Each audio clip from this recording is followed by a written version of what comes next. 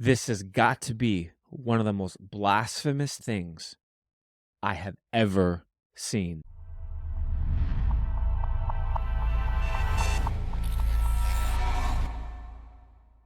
What's up, everybody? Welcome back to another Tattooed Reactions video. Hope you're all doing awesome today.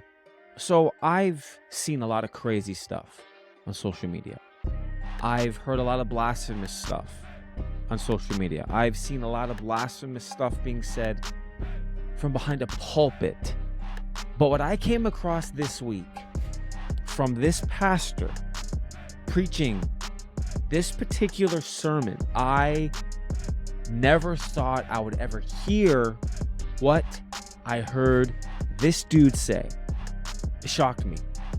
Did not think anybody could come to that conclusion and say it from behind a pulpit at a church with all sincerity.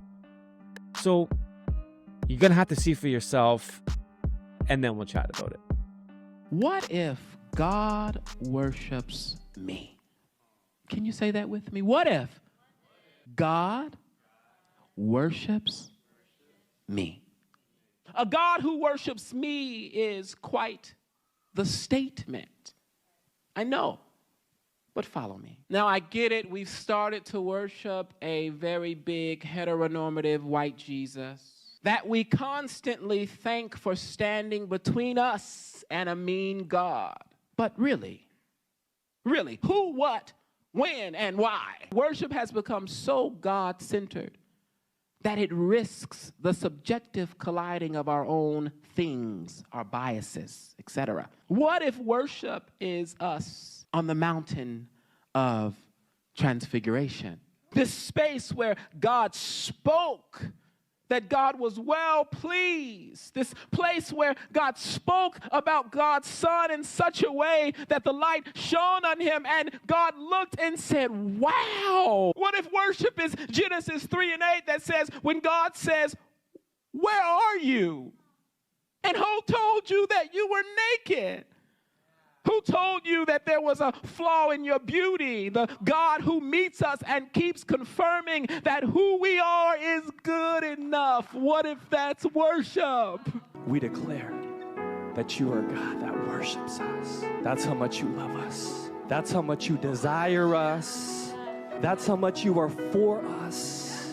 Or when we step into your presence, we come with our full selves, fully naked and unclothed. You heard that right. What if God worships us? I don't think there's a more blasphemous statement that any created being could say. What if the creator of the universe worshipped the creation? There is no more blasphemous thing one could say. The fact that he read the text and came to that conclusion, pushing that idea, I don't know how one could get there apart from being influenced by a demonic entity.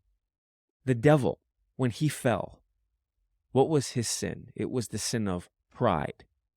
We see in Isaiah 14 and Ezekiel 28 that he puffed himself up. He took a look at himself and was like, I'm so amazing. I'm so beautiful. I'm so wonderful. Why can't I sit on the throne in place of God? And when God saw that rise up in his heart, that's when God's like, you're out of here, bro. And this is the spirit that's behind what this dude was putting out. Dripping with pride. Dripping with a demonic pride that literally could only come from the devil himself. This, I think, is Satanism in its truest form. The worship of self, the self-exaltation. And I don't think there is a more ear-tickling message for our culture than this. It doesn't matter who you are. Doesn't matter what you've done. Doesn't matter how you identify. Doesn't matter how you behave. Doesn't matter what you believe. In the end, God worships you. It is the mantra of our culture that is now permeating the church. This theology, this demonic ideology that says, you're so amazing that God's going to worship you. God was so impressed with his creation. He sat back and is like, wow, I'm going to worship them. Like it's insanity. It's demonic, but it's deceptive, man. And if we're not careful, this is the kind of stuff that if your guard is not up, you're going to bite into that and it's going to get you. It's a message that just sounds so shockingly, wow, what if God worships me? It's demonic. And so I don't know if you've heard something like this before. I don't know if you're watching this and that sounded okay to you.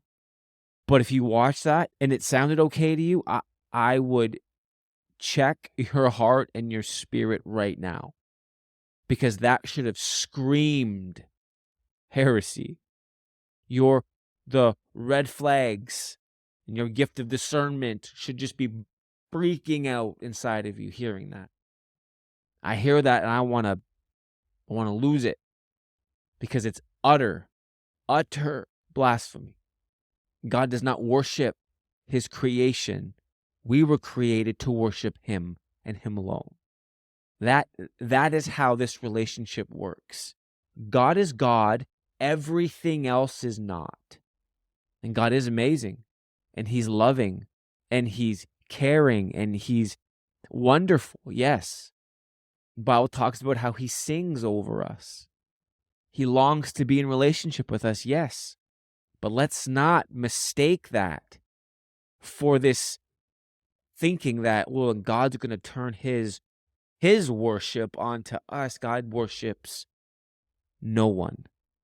So, man, that stirs up a lot in me, and I can't believe I heard, like, I never thought I would hear that ever. What if God worships us?